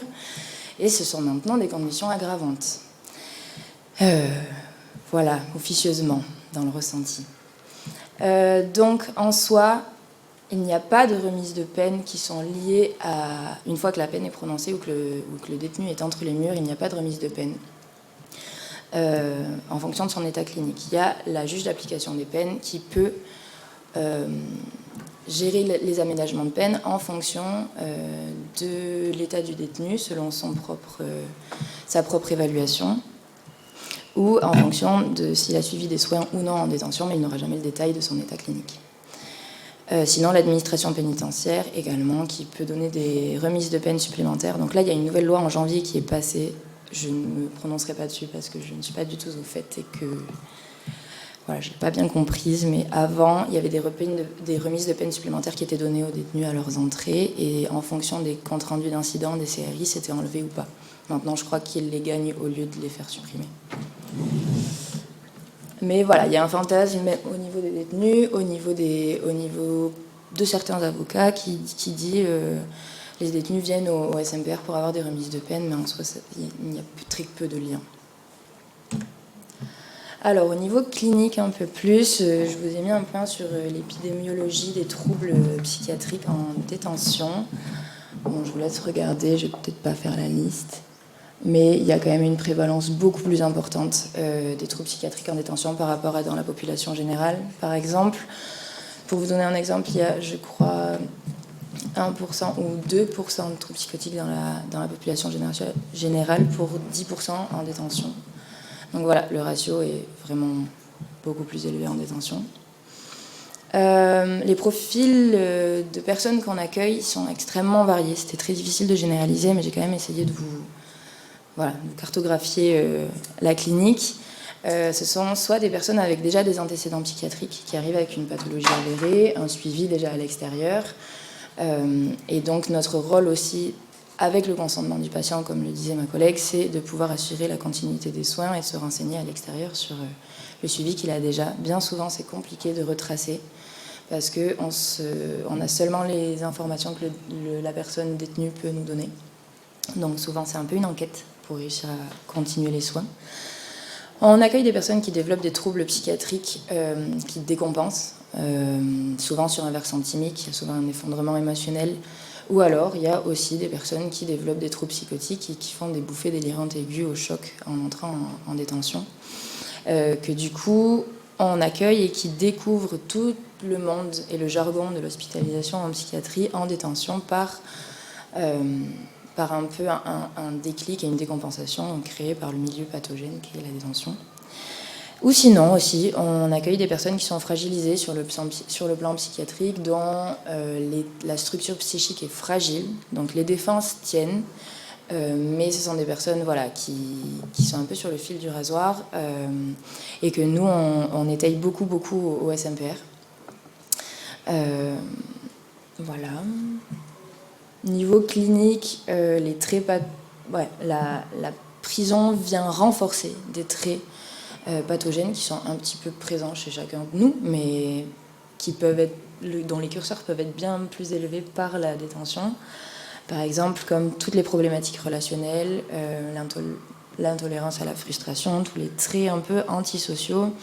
Il y a aussi vraiment une grosse problématique de repérage dans le temps et dans l'espace qui est biaisée par la détention. Et donc les patients, les personnes fragilisées sur le plan psychiatrique, ça peut être un des facteurs de décompensation très souvent retrouvé, le principe de vraiment plus être sûr de sa propre existence. Notamment par tout ce qui est impact narcissique, le fait d'être coupé de toutes les relations qui sont constitutives de notre existence. Au niveau du corps, quand même, je suis psychomotricienne, donc j'ai mis un petit point de psychomotricité. Il y a une surstimulation de toutes les enveloppes, c'est-à-dire que le patient développe une hypervigilance constante à tout son environnement. L'intimité, il n'y en a plus, la surpopulation. Donc ça crée des états de tension interne qui sont vraiment très hauts et des risques de passage à l'acte et d'impulsivité derrière qui, du coup, on imagine, c'est pas le surveillant qui sera mis en tort, mais c'est le patient donc mis à l'isolement. L'isolement étant un lieu qui exacerbe encore plus les symptômes dont je viens de vous parler. Voilà, on voit bien le cercle vicieux au niveau psychiatrique. On rencontre des problématiques transculturelles aussi beaucoup en Île-de-France pour des patients qui sont issus de la migration et qui, en plus d'être isolés de la société en général, sont isolés de leur culture, ce qui vient déboussoler beaucoup de nos patients et les isoler sur le plan linguistique, sur le plan identificatoire aussi, c'est-à-dire qu'ils sont dans des milieux culturels où il y en a beaucoup qui sont très impactés par le principe qu'ils ne s'identifient pas du tout à la population qui les entoure. Et voilà, ça crée un isolement encore plus au niveau psychiatrique derrière, des conduites addictives, bien évidemment, sur lequel porte mon point suivant. Donc là, je me fais un peu porte-parole de mes collègues du XAPA, parce que je n'y travaille pas, mais on travaille ensemble, bien sûr. En termes de drogue en détention, non, il n'y a pas de politique de zéro consommation. Il y a de la drogue et de toutes sortes de drogues qui circulent en détention. Mais il n'y a pas de RDR, de réduction des risques au XAPA de la santé. En général, il n'y a pas de RDR. Ce sont des décisions un petit peu de la politique de soins du service, parce que faire de la RDR, c'est s'engager sur le plan politiquement, ça leur appartient. Mais aussi beaucoup impacté par les contraintes pénitentiaires qui, clairement, ne veulent pas qu'il y ait de matériel de RDR en détention, car considéré comme... RDR, s'il vous plaît. Réduction des risques. Ah, c'est parce que je le vois pas. Ah oui, pardon. Le matériel est considéré comme dangereux. Et aussi, la pénitentiaire estime que au XAPA de la santé, il y a assez de soignants pour garantir une consommation zéro. Donc, pourquoi mettre du matériel de consommation si on estime qu'il n'y aura pas de consommation? Bonne question. Donc, le XAPA accompagne les personnes détenues dans leur sevrage avec des traitements de substitution, des consultations médicales, des psychologues et un éducateur qui assure la continuité du projet de sevrage, notamment en post-cure, parce que souvent, les détenus sont en cure par défaut, en détention, parce que ça coûte énormément d'argent, et parce que le milieu sensoriel est un petit peu contre-productif avec les effets de la drogue et d'être défoncé sous crack dans 9 mètres carrés. Il y a beaucoup de patients qui disent que ça fait devenir encore plus fou que de ne pas être défoncé ou d'être sous traitement de substitution. La dernière partie qui porte sur, en gros, en soi, quel est l'état de la santé mentale et de la prise en charge psychiatrique en détention et vers où on va. Il y a une diversité de soins, d'offres de soins à la santé, encore une fois, je précise. Mais il y a un équilibre, un gros déséquilibre entre la surpopulation carcérale et les personnes dans le besoin et les personnels soignants qui peuvent y répondre. Le déséquilibre fait que sur le papier, il y a une psychomotricienne, des ergothérapeutes, c'est joli, c'est pluridisciplinaire. En bas, on a un ophtalmologue, des dentistes, voilà, des radiologues, etc. C'est super beau, mais vu qu'il n'y a personne, la fréquence d'attente des rendez-vous, c'est l'échelle de 3 mois, voire plus. Ça dépend des professions derrière. Mais vraiment, c'est là, c'est présent, mais pas en quantité, plutôt en qualité. Les équipes sont en souffrance, voilà, c'est pas une nouveauté. Les gens, par exemple, moi dans mon équipe, il y a un turnover, c'est hallucinant. Moi, ça fait 2 ans que j'y suis, j'ai connu 3 équipes. Parce que c'est assez démoralisant de travailler sur la santé mentale du détenu dans un environnement qui impacte la santé mentale du détenu. Bon. Également, il y a aussi beaucoup de controverses par rapport au principe de mettre par rapport à ce que je viens de dire, de mettre des lieux de soins psychiatriques pour répondre à l'impact psychiatrique de la détention. C'est difficile, on est amené à se poser toujours énormément de questions. Dans quelle mesure est-ce qu'on ne vient pas entretenir le principe que ce soit pathogène, parce que finalement derrière ils sont soignés, alors pourquoi est-ce qu'il faudrait réactualiser les conditions de détention? Il y a cette pensée-là, en se disant c'est pas grave s'il a des fragilités narcissiques, dans son incarcération il aura des soins psychiatriques. Donc nous, en tant que soignants, quand on fait face à ça, ça remet beaucoup en question et ça remue en termes de positionnement politique. Les UHSA notamment ont été beaucoup controversés là-dedans. Et les hôpitaux de jour également. Je vous laisse imaginer les questionnements qui naissent de il est à l'hôpital mais pas trop à l'hôpital, la journée c'est l'hôpital et la nuit c'est la prison. Bon, pour quelqu'un qui a besoin de soins, voilà. L'essence de la peine, c'est également des choses qui sont beaucoup questionnées, notamment par les détenus eux-mêmes. Dans quelle mesure, quand on est dans un milieu, encore une fois, pour les maisons d'arrêt, parce que c'est un climat de tension et d'inscription dans le temps qui est particulier. On a beaucoup de personnes qui sont prévenues, qui ne savent pas du tout quand ils vont en sortir, donc une difficulté de se projeter à l'extérieur, de comprendre le sens de la peine. Il y a beaucoup de personnes qui sont parasitées par toutes les réflexions. Mais comment je vais m'en sortir? Qui est mon avocat? Où sont les SPIP? Etc. Donc, tout ça fait qu'au niveau psychique, c'est compliqué, dans un monde idéal, de comprendre leur peine et le sens de l'enfermement. Voilà. Et tout en mettant quand même de côté... ok, j'arrive. Tout en mettant quand même... tout ça est en adéquation avec tous les symptômes aggravés par la détention dont je vous parlais avant. Il y a aussi beaucoup d'anxiété qui se fait par rapport au retour au monde, à la vie extérieure, parce que pendant le temps de l'incarcération, c'est toute la vie extérieure qui leur échappe, et le loyer, et mon travail. Donc il y a une forme d'abandon de soi entre les murs, parce que c'est un temps suspendu, et que on verra bien après. Mais voilà, au niveau de la réinsertion derrière, c'est compliqué, parce qu'il y a souvent la volonté qui ne suit pas. Ce sont des généralisations, bien entendu. Il faut imaginer que ça ne se passe pas comme ça pour tous les détenus. Voilà, je préfère le préciser. Parce qu'il y a quand même le service des SPIP qui met beaucoup d'ateliers en place aussi pour que les choses soient comprises, pour que des intervenants extérieurs viennent sensibiliser aux violences conjugales, par exemple. Il y a des choses qui sont mises en place, mais encore une fois, c'est plutôt en quantité que ça manque qu'en qualité. Maintenant, j'aimerais quand même aussi un petit peu temporiser mon propos et remettre en avant le principe que la contenance des murs au niveau psychiatrique vient parfois répondre aux problématiques des patients qui ont construit leur vie et leur existence entre dedans, dehors, parce que psychiatriquement et corporellement, c'est ça, leur équilibre. Donc la prison vient faire enveloppe pour beaucoup. La prison permet l'accès aux soins, la prison permet la déresponsabilisation, alors permet, voilà, on remet en perspective ce mot, mais pour certains, c'est un soulagement. Il y a beaucoup de patients qui me disent qu'au moment de l'arrestation, ça a été un soulagement, parce qu'à l'extérieur, ça allait trop vite. Ils étaient partis dans une vie qu'ils ne contrôlaient plus, donc au moins là, on est un petit peu mis en suspens.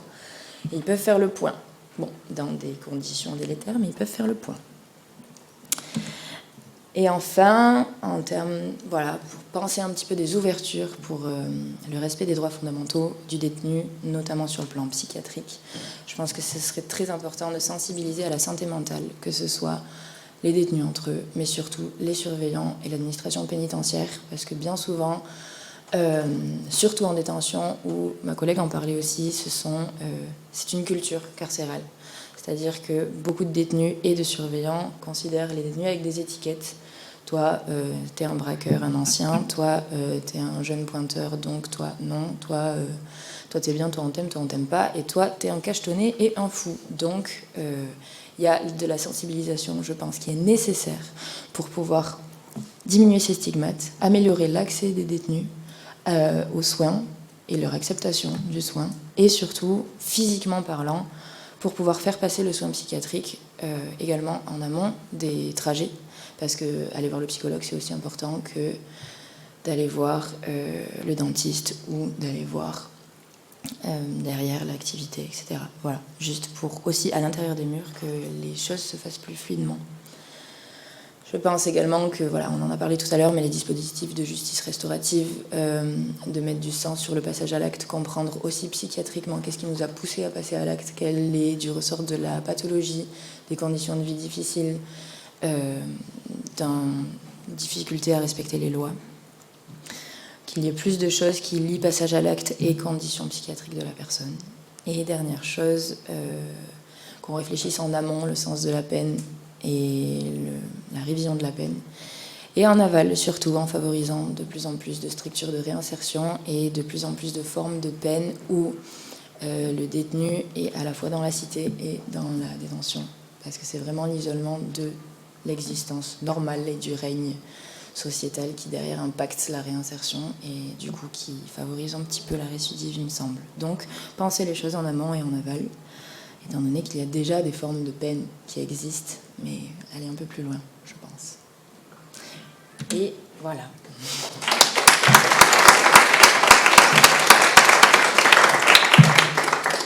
Un grand merci parce que c'est vrai qu'il nous semblait essentiel de devoir aborder des problématiques de psychiatrie, de prise en charge des addictions. Et là, avec votre propos très concret, on était vraiment dans la souffrance des détenus et des soignants aussi, qu'on peut comprendre aisément. Je vous remercie. Ce qu'on va faire maintenant, c'est que je vais céder ma place et je vais demander en fait aux deux docteurs de nous rejoindre à la tribune. On n'avait pas envisagé une aussi petite table en fait. Donc je vais céder ma place et comme ça, on aura un temps précieux pour les questions.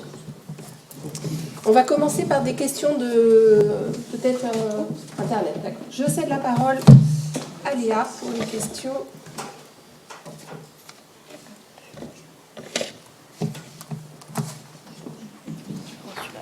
Ok, c'est bon, merci. Oui.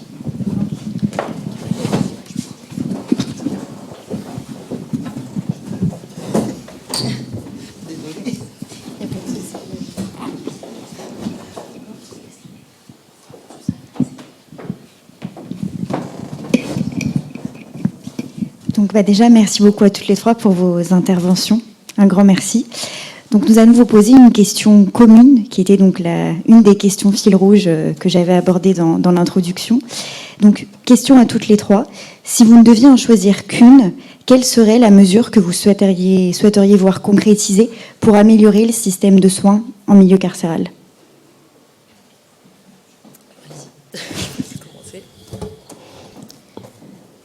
Je vais répondre de manière très polémique. Il faut réduire le nombre de personnes détenues au strict minimum, aux personnes qui constituent réellement un danger pour la société si elles restent à l'extérieur.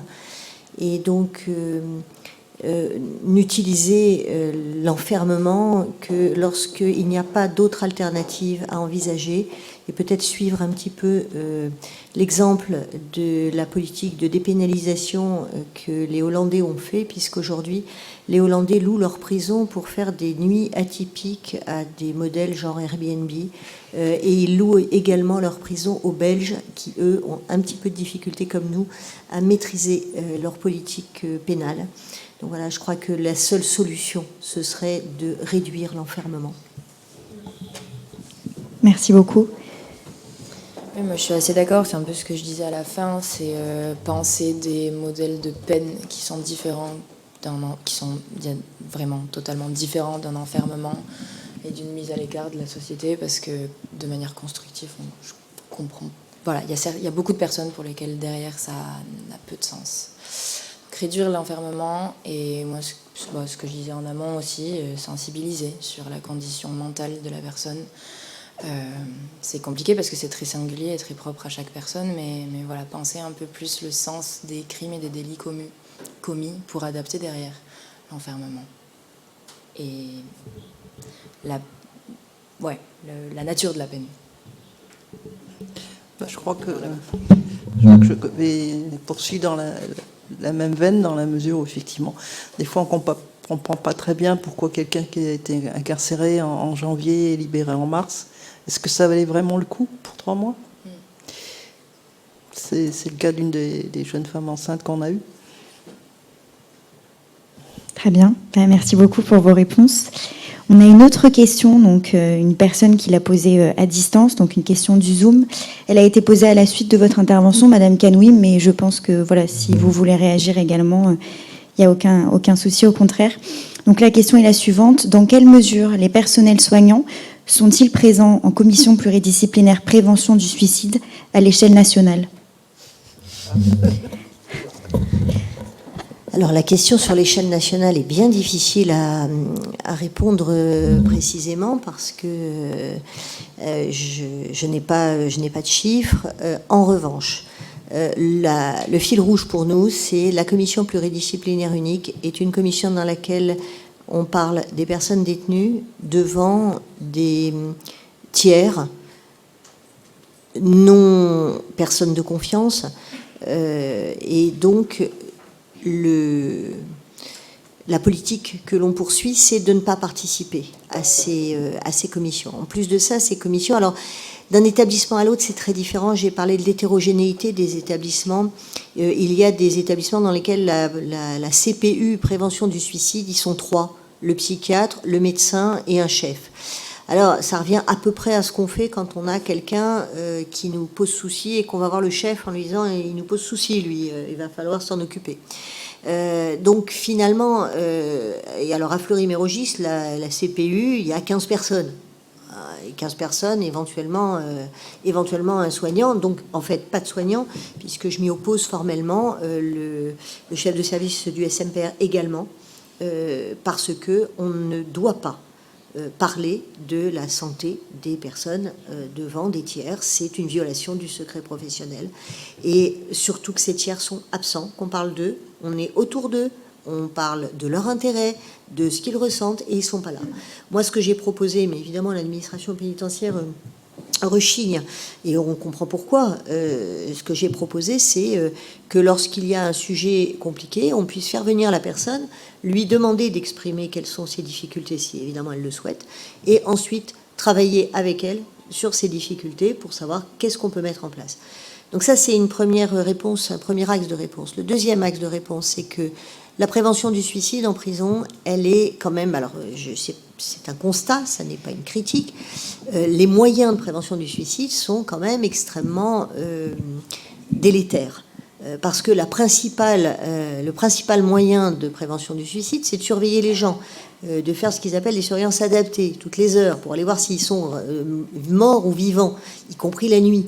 Et après, ils viennent nous demander des comprimés pour dormir. Alors forcément, on comprend très bien que quand on a envie de mourir, si on est réveillé, alors déjà, on fait double peine, hein, parce qu'on fait le jour et la nuit, puisqu'on ne dort pas.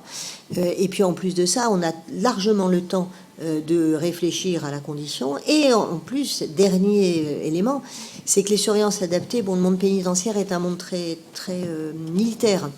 Donc une surveillance adaptée toutes les heures, c'est toutes les heures, c'est pas toutes les 59 minutes, toutes les 1h02. Donc c'est véritablement toutes les heures que les gens passent. Si bien que quelqu'un qui veut vraiment mourir, c'est au départ du surveillant qu'il a 59 minutes pour mettre à exécution son projet de mort. Donc ça, c'est aussi quelque chose qui mérite d'y réfléchir. Alors, il y a d'autres dispositifs qui ont été essayés et qui peuvent avoir de l'efficacité, mais moi, ce que je dis, c'est que le meilleur dispositif de prévention du suicide, c'est de réduire la surpopulation, de réduire la population et l'enfermement, déjà d'une, et de deux, parce que c'est corollaire de ça, de prendre soin des gens de manière individuelle, d'avoir de l'attention pour les gens. Mais bon, à Fleury-Mérogis, quand vous avez un surveillant qui a 60 cellules de 2 personnes, c'est-à-dire 120 personnes, comment voulez-vous qu'il ait un contact avec les gens, qu'ils les connaissent? Voilà, ça n'est pas possible. Donc en fait, je crois que pour moi, la prévention du suicide, c'est de supprimer au maximum l'enfermement qui est générateur.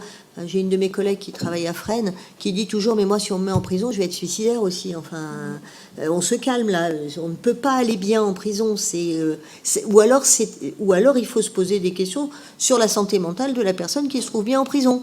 Donc voilà, donc la prison en elle-même génère une sursuicidité. Donc la meilleure prévention du suicide en prison, c'est de sortir les gens. Voilà.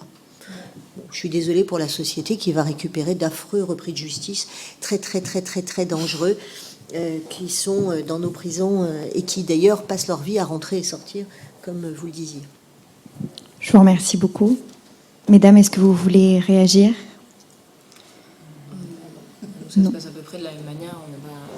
On ne participe pas aux commissions et les patients nous rapportent souvent ce principe-là d'être réveillé tout le temps. Ça rappelle constamment la condition et l'envie de mourir. Donc en fait, et aussi, alors ça je ne sais pas si c'est toujours d'actualité parce que c'était très problématique et que ça a été monté à la direction, mais à l'époque il y avait des caméras dans les CPRO-U. Pardon. Il y avait des caméras qui filmaient le détenu dans sa cellule, toujours. Donc bon, voilà, en termes d'intimité et en fait, on est doublement surveillé tout le temps. Donc la souffrance qui est engendrée par cette surveillance, cette envie de sortir de ça, de ce modèle répressif est extrêmement surveillé. Et souvent, c'est accru par le principe de faire remonter les idées suicidaires. Donc bien souvent, ils ne font pas remonter. Je voudrais préciser ce que c'est que la CPRO-U. La CPRO-U, c'est un dispositif pénitentiaire qui est un acronyme pour dire cellule de protection d'urgence. Donc en fait, c'est un endroit où les personnes détenues peuvent être placées sur décision du directeur pénitentiaire dans un contexte de crise suicidaire, c'est-à-dire en général dans les suites immédiates d'un passage à l'acte, lorsqu'ils n'ont pas d'autre solution. Et c'est pour faire passer le moment en attendant d'avoir un avis médical, une hospitalisation, etc. C'est un lieu dans lequel on ne peut pas rester plus de 24 heures, exceptionnellement 48 heures. Donc c'est vraiment pas un lieu où les gens vont rester pour les protéger de se suicider. Hein. Et alors ça s'assortit d'un bidule particulièrement sympa qui s'appelle le DPU, qui est le dispositif de protection d'urgence. Donc ça, en fait, c'est un pyjama en papier non tissé, façon chemise, vous savez, les chemises de bloc à l'hôpital. Vous voyez, donc, quand c'est tout à fait sexy, c'est magnifique, voilà. Et donc on leur met ça parce que comme c'est du papier non tissé, soi-disant, ils ne peuvent pas se pendre, puisque la principale façon de mourir en prison, c'est la pendaison, ce qui est extrêmement différent de l'extérieur, puisque la pendaison à l'extérieur est une tentative de suicide grave, considérée comme étant un témoignage d'un mal-être majeur, alors qu'en prison, c'est le moyen utilisé, faute d'autre chose, en fait. Très bien, je vous remercie. Est-ce que des personnes dans la salle? Oui. Merci beaucoup. Je suis Anna Zelsevik-Duhamel. J'interviens cet après-midi au sujet de la Cour européenne des droits de l'homme. Et je n'ai pas pu m'empêcher de vous poser une question qui m'avait beaucoup frappée lorsque je préparais mon propre sujet. C'est la question des malades souffrant de troubles psychiques à qui on inflige en prison des sanctions disciplinaires.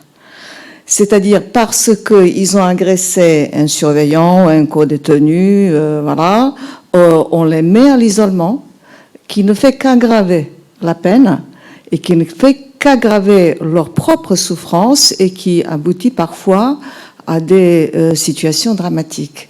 Vous allez me dire, évidemment, lorsque nous sommes en présence d'une personne qui est dans un état d'agressivité, il faut réagir, il faut faire quelque chose. Mais j'ai pu relever à plusieurs reprises que ces mesures disciplinaires contre ces personnes sont surtout contre-productives. Voilà, c'est un constat. Est-ce que vous auriez peut-être une observation à faire à ce sujet, parce qu'effectivement, il y a eu aussi, comme vous disiez, des suicides de ces personnes à la suite donc d'une mise à l'isolement. Oui, en effet, c'est là où se pose la question de comment est-ce qu'on s'articule entre services de soins psychiatriques et décisions pénitentiaires. Souvent, les personnes qui sont connues du service, et ça dépend du tempérament du surveillant qui intervient sur cet incident-là, mais parfois, il y a certains surveillants qui privilégient le fait d'amener le détenu qui est en train de s'agiter au SMPR pour qu'il voit un médecin, d'où le principe de signaler Donc ça, c'est un petit pourcentage, mais ça existe, c'est important de le dire. Mais oui, le gros pourcentage, c'est directement le procédé qui est agitation, violation du code du règlement intérieur de la détention, donc mise à l'isolement, mise au quartier disciplinaire surtout, qui sont vraiment deux quartiers différents à la santé. Et les conditions d'incarcération dans le quartier disciplinaire, c'est une grille tout autour de la cellule, puis la porte d'entrée. Donc vraiment, sensoriellement, c'est une cellule H2O, enfin vraiment. Ce sont du matériel différent, en fer, fixé au sol, et pareil, des passages toutes les heures, une surveillance accrue. Donc oui, en effet, c'est assez délétère pour les conditions psychiques du patient qui a déjà été amené à passer à l'acte dans les conditions classiques de détention. On se demande un peu le sens de la mise en disciplinarité. Il y a la possibilité que les médecins du SMPR fassent un certificat médical d'incompatibilité à être au quartier disciplinaire. Mais ça encore, on s'est beaucoup discuté entre nous parce que du coup, on se demande dans quelle mesure est-ce qu'on vient contrer les décisions pénitentiaires et voilà, comment s'articule la balance entre eux. Ils ont leur constitution, leur manière d'agir. Nous, on est dans ce système-là. Comment est-ce qu'on privilégie que lui sorte en amont et du coup de contrer une décision pénitentiaire alors que lui, non, etc. Enfin, ce sont des discussions qui sont très actuelles. Et oui, il y en a pas. Alors, le détenu au quartier disciplinaire le patient doit avoir ses soins qui continuent. Là, nous, on est sur une petite bataille interne, c'est le fait de réussir à ce qu'ils puissent encore participer à des groupes thérapeutiques, parce qu'il y a des patients pour lesquels c'est la médiation groupale qui les étaye beaucoup. Mais c'est formellement interdit qu'un détenu à l'isolement ou au disciplinaire participe à des groupes. Donc en fait, la prise en charge psychiatrique, elle est remaniée dans tous les cas, quoi. Voilà. Merci. Alors moi, si vous permettez, j'ai plusieurs réflexions sur ce que vous dites. Alors oui, bien sûr, quelqu'un qui commet un acte violent et qui est mis au quartier disciplinaire, s'il souffre de troubles mentaux, c'est quelque chose qui ne devrait pas.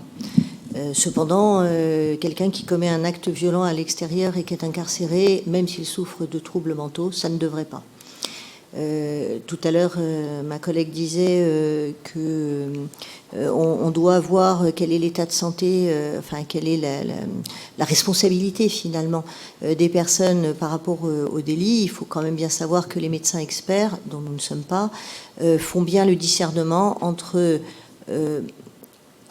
la responsabilité au moment des faits et la maladie mentale. Il est tout à fait possible, et j'ai un collègue psychiatre, chef de service à Fleury, qui me l'explique régulièrement, d'avoir une abolition du discernement au moment des faits sans être malade mental, mais inversement, d'être schizophrène et d'être parfaitement responsable de son acte au moment des faits. Il me prend régulièrement des exemples qui sont voilà, de bon sens. Donc ça, c'est déjà une première question, puisque finalement, lorsque on enfreint la loi, on est incarcéré, et seulement secondairement peut-être déclaré irresponsable parce qu'il faut protéger la société.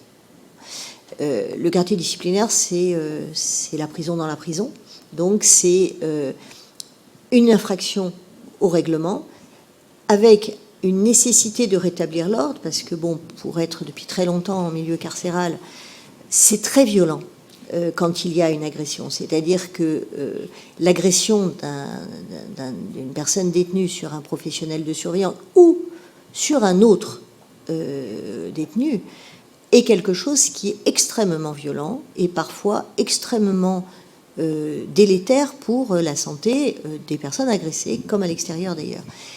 Il ne serait pas envisageable, je pense, de laisser ça en l'état. Et donc, qu'il puisse y avoir un temps d'arrêt, là aussi, et qu'une réflexion qui puisse être faite, ça me paraît être quelque chose de raisonnable, parce que quand quelqu'un fait une agression, en général, il est dans un état où il est au-dessus de toute possibilité de dialogue ou d'échange. Bon. Après, il y a toute la question dont vous parliez, qui est de l'intervention des soignants. Alors bon, pour mémoire, les personnes qui sont placées dans les quartiers d'isolement, le Code de procédure pénale impose une visite bi-hebdomadaire médicale. Donc, entre autres joyeusetés, les médecins dans les prisons vont 2 fois par semaine voir des gens au quartier disciplinaire, au quartier d'isolement, etc. Ce qui n'a aucun sens, puisqu'on leur dit bonjour, et que comme on est on a besoin d'un consentement, nécessairement, on leur demande s'ils veulent, et s'ils ne veulent pas, on passe notre chemin. Bon. L'idée du législateur, c'est de ne pas laisser des gens justement se dégrader. La question, c'est quelle est notre place ? Est-ce que notre place, parce qu'il ne faut pas, les personnes détenues, ils sont victimes peut-être, mais pas seulement.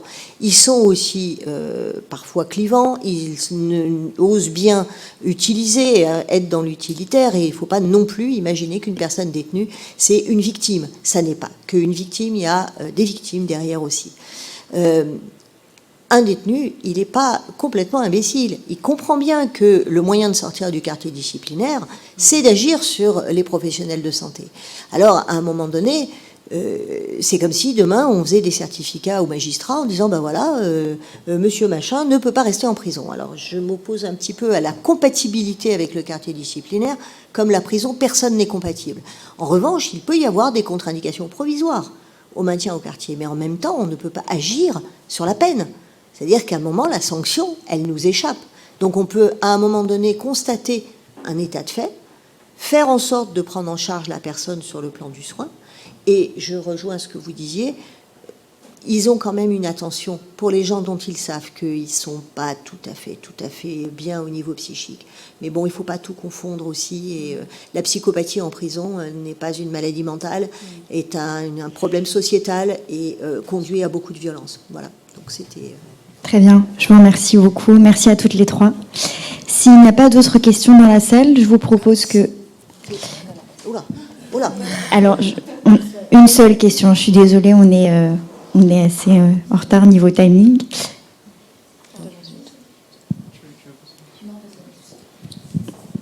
Oui, bonjour. J'avais une question plutôt à destination de Madame Canoui sur le travail en prison. Et notamment ce qu'on pourrait appeler des accidents du travail. Alors bien sûr, le travail en prison ne fait pas l'objet d'un contrat de travail, comme c'est le cas dehors, sauf exception quand le travail s'exerce en dehors de la prison.